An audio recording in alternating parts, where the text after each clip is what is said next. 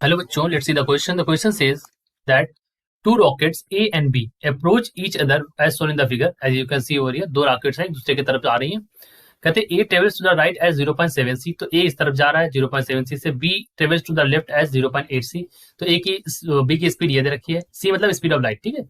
Both speed measurements are made related to an initial observer, inertial observer. तो ये आपका inertial observer है. इसी के रिस्पेक्ट में इनकी दोनों की हमने स्पीड को मेजर किया. रिलेटिव स्पीड है.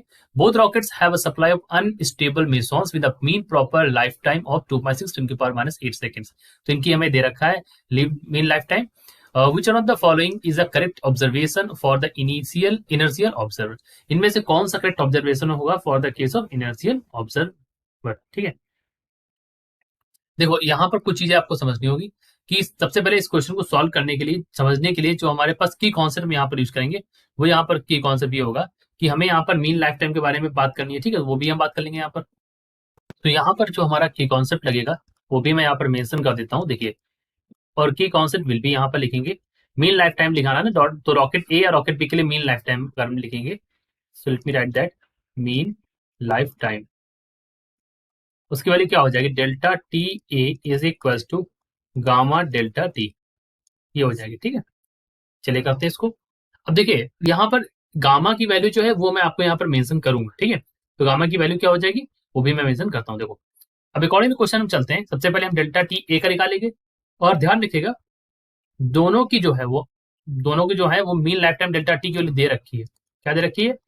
2.6 इंटू 10 की पावर -8 सेकेंड्स. ठीक. अब यहां पर मैं कह सकता हूं the mean life time for mesons in rocket A.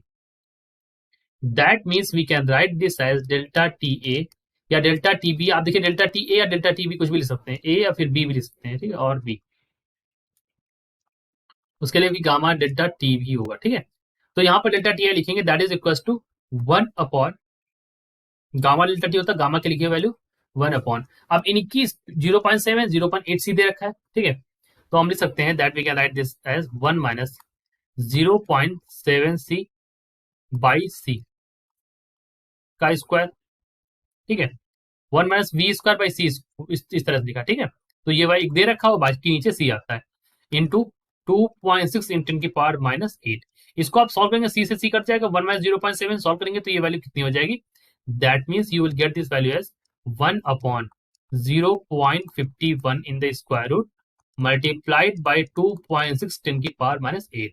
Value आने वाली है यहाँ से 3.6 10 की पावर -8 सेकेंड्स. ठीक, इसी तरीके से डेल्टा टी बी निकालेंगे आप. सो हम डेल्टा टी बी यहां से निकालना चालू करते हैं. डेल्टा टी बी की वैल्यू लिखेंगे तो यहाँ पर गामा डेल्टा टी हो जाएगा.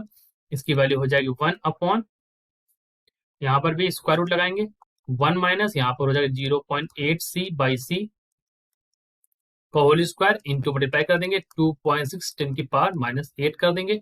सॉल्व कर लेंगे तो ये वैल्यू आती है 1 अपॉन 0.36 इंटू 2.6 10 की पावर -8. इसकी वैल्यू जो आती है वो वैल्यू आती है 4.3 10 की पावर -8 सेकेंड्स. ठीक है, तो अब आप यहां पर क्या लिख सकते हैं? आप यहां पर लिख सकते हैं since delta T A is less than delta T B, so meson in A